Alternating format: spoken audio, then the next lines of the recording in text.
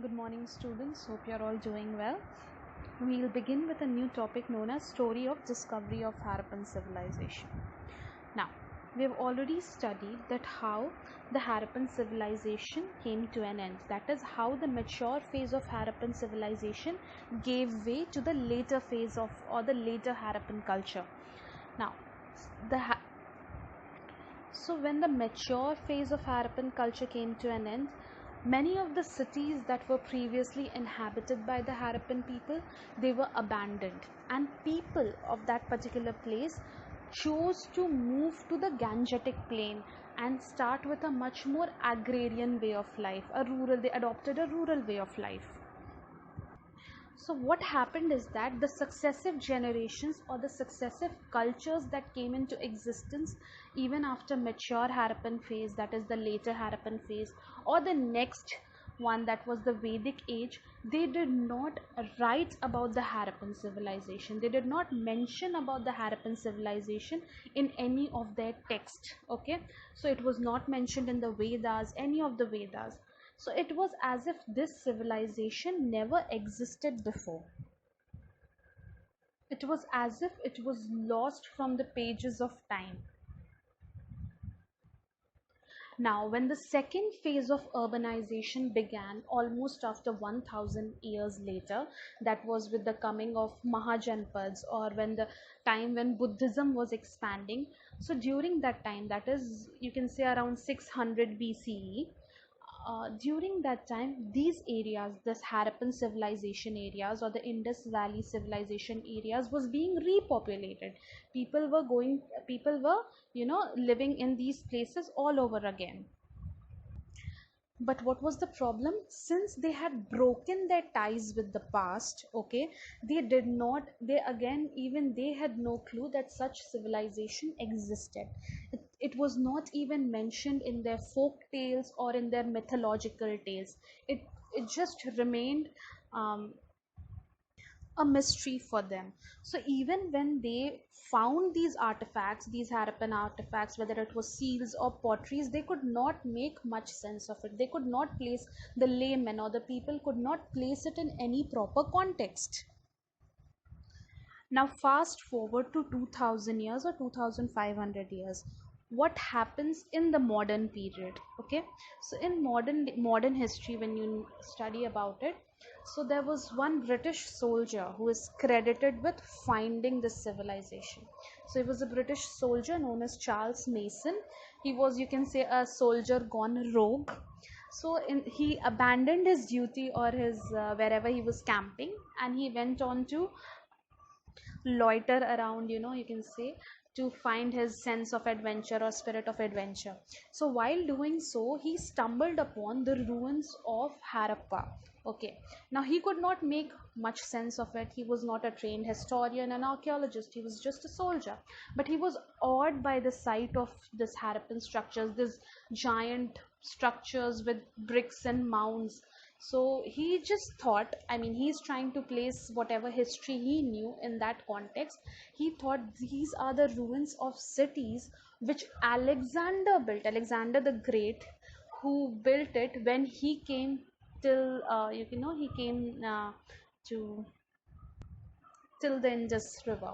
So that is what he thought, that these cities are the remains of cities built by Alexander. So he drew a lot of sketches about these Harappan sites, and he kept it in his notebooks, and he kept on looking for these kind of, his sense of explorer just kept on edging him to find more sites, but he could never place it in any time frame, or he cannot announce this discovery. He was just awed by its beauty.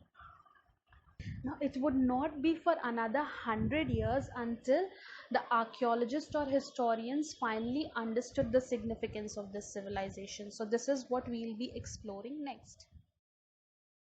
Moving on to the next topic, Cunningham's confusion. So, who was Cunningham, and what sort of problem did he face while encountering few of the artifacts of Harappan civilization? Now, Alexander Cunningham was the first Director General of ASI, or Archaeological Survey of India. He was also, you can say, the founder of ASI, he is the one who convinced the viceroy to mark certain portions of budget to fund an independent organization which will look into excavation and preservations of monuments that were excavated. So he is the founder member of ASI also, you can say that. Now, Archaeological Survey of India even today holds a very important place in, students who want to study archaeology. It is here that they want to do their internship or get recruited into, because they still very much look into the excavation part and preservation part of the monuments. In fact, most of the monuments that you will come across, you will see a board written outside there that it is under the ASI, so don't tamper with it. So you still know it's very much relevant. So this organization was founded in 1861 by Alexander Cunningham. But archaeology as a discipline and the methods used by archaeologists have evolved a lot over time. Okay, just to keep in mind, a few things about Cunningham are: Alexander Cunningham was mainly interested in studying about the time period of Indian history, which you can designate to from the early Mahajanpads era, that is the Gangetic Plain or the second phase of urbanization, because they thought that urbanization in India began during that period. Even Buddhism flourished during that period. So, since the Harappan civilization was not discovered till then, so they obviously thought that this is where the urban history begins in India, with the Mahajanpads and the Buddhism coming into forefront. So, what are the texts available for this period? Apart from the Pitakas or the Buddhist texts written by people of that time, you even have some Chinese Buddhist pilgrims who came to India. Now, these people in their texts, they have elaborately spoken about certain sites which were very much, you know, sites which were Buddhist sites, okay, which were relevant for Buddha. You know about some sites such as Lumbini, where he was born, or Bodh Gaya, where he received his first enlightenment. So it is through these texts, okay. So Cunningham, what was his job? He used to analyze these texts, and in from through these texts, he used to find these sites, okay, in those texts, and then he used to try locate those sites or excavate those sites. So this, you can say, is not a modern form of archaeology. So what do modern archaeologists do? They try and excavate and dig up those sites where artifacts are found. But what method did Cunningham follow?